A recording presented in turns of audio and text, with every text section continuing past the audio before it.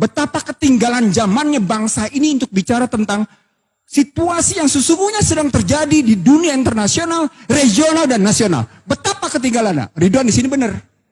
Bahwa yang namanya pemerintah sekarang ketinggalan zaman. Kerjaan mereka adalah kerjaan lama. Ngapain? Ngadu domba. Pertanyaan berikutnya, kalau kita sadar mereka ngadu domba, kekuatan apa yang kita punya agar mereka tidak ngadu domba? Bapak sekalian, maaf, secara legal ada dua pernyataan yang mengganggu bagi saya. Pertama, dituangkan dalam RPJMN 2014-2019 bahwa ada kelompok yang melakukan sikap intoleran. Pertanyaan, siapa yang intoleran? Kenapa dituang dalam RPJMN? Kenapa dituang dalam RPJMN bahwa ada kelompok intoleran? Yang kedua, yang ketiga.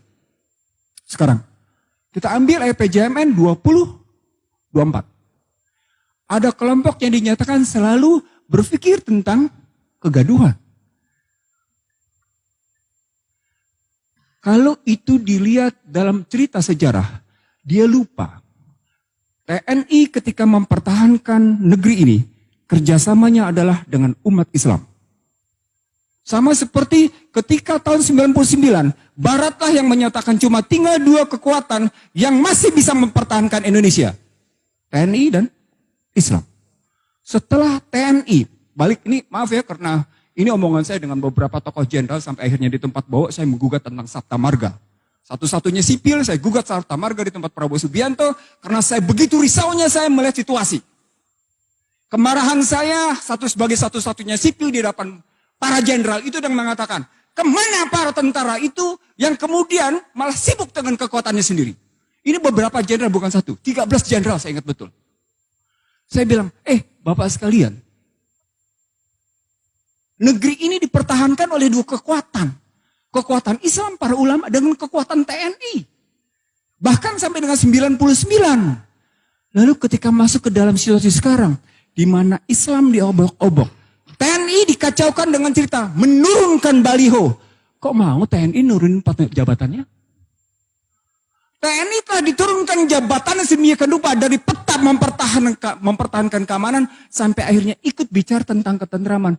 Kok turun perannya? Bukankah itu menurunkan kelembagaan? Bapak sekalian, saya naikin sedikit. Maaf, saya naikin sedikit. Kita punya Unhan. Kita punya Unhan. Di mana posisi Unhan melakukan kajian-kajian strategis bahwa yang sedang terjadi adalah pemecah belahan. Maaf, telinga saya nggak dengar sama sekali. Saya sama sekali tidak mendengar Unhan, baik yang ada di Ponorogo maupun yang ada di Sentul, itu membahas tentang bagaimana perdamaian Indonesia. Dia sibuk bicara tentang perdamaian internasional, tapi dia tidak pernah sibuk perdamaian Indonesia. Itu yang namanya Unhan itu. Ini saya kritik karena beberapa profesornya saya tahu kerjaannya ngapain. Maaf, terus terang ada kemarahan dalam dada saya, begitu melihat situasi yang sedang sekarang terjadi. Nah, Bapak sekalian sebagai penutup. Kita tidak akan bisa mendekat dengan damai, sejuk, tentram, dan aman. Selama sumber daya alam, produksi, distribusi, dan keuangan tidak sungguh-sungguh tunduk pada konstitusi. Ini ujungnya, tidak akan pernah. Termasuk soal cyber. Saya belajar sedikit cyber dari sahabat saya, Profesor Marsudi. Ini suaminya Bu Retno. Saya harus umumkan. Ini suaminya Bu Retno. Jadi nggak apa-apa, tapi saya tahu persis cara berpikir dia objektif. Cara berpikir sahabat saya satu ini objektif. Jadi kalau kita berpikir sampai sejauh itu, maka sesungguhnya yang disebut dengan proxy and neocortex war, dia berarti ibarat orang bodoh. Ibarat orang bodoh masuk ke kancah peperangan. Dia punya senjata paling konvensional sampai dengan senjata paling mutakhir. Itulah neocortex war dan proxy war. Untuk orang tertentu dia pakai senjata paling konvensional. Untuk orang-orang tertentu dia pakai senjata paling mutakhir. Bapak sekalian, saya tidak bicara di tempat ini. Saya bicara di lembaga penegak hukum. Joko Widodo sukses mengamankan dirinya lewat COVID-19. Itu saya sampaikan bulan Januari 2020. Dan ternyata dilakukan. Apa artinya? Artinya sesungguhnya dia mengidap kegagalan.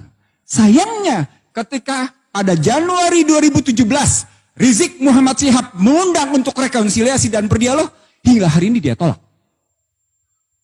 Saya tidak tahu apakah itu yang namanya Joko Widodo yang menolak atau timnya, saya tidak tahu. Tapi yang catatan saya, sejak yang namanya Juni 2017 hingga hari ini sesungguhnya, seorang Rizik Muhammad Syihab itu sesungguhnya, itu mengundang untuk terbuka berdialog. Dalam dialog saya misalnya dengan Rizik misalnya di Mekah, ayo kita dialog untuk rekonsiliasi.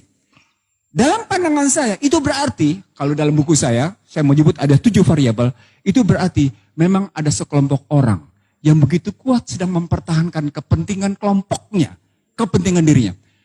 Saya jawab Bapak sekalian, apa itu? Ternyata secara akademik saya berhasil membuktikan, Undang-Undang HIP tidak variabel tunggal. RUU tentang HIP bukan variabel tunggal. Dia punya riwayat panjang, yang kemudian nih dalam roadmap-nya, saya coba bangun roadmap-nya, terbukti. Nah, itu berarti kita masih punya tantangan. Bang Mizar, saya panggil Pak Mizar dengan abang, karena kedekatan saya dengan beliau, tadi sudah disebut. Saya ingin mengatakan, Bang, kita punya tantangan besar. Bagaimana menghentikan Ekasila ini? Jadi bukan cuma sekedar seperti Abah bilang, menjadi butir-butir tasbih, tapi salah satu tugas kita yang hadir di sini adalah menghentikan bagaimana Ekasila ditegakkan. Bagaimana ketuhanan yang Maha Esa berkeadapan itu diubah menjadi sebuah kegotong royongan. Kita punya tantangan konkret. Dan saya yakin kita mau menjawabnya.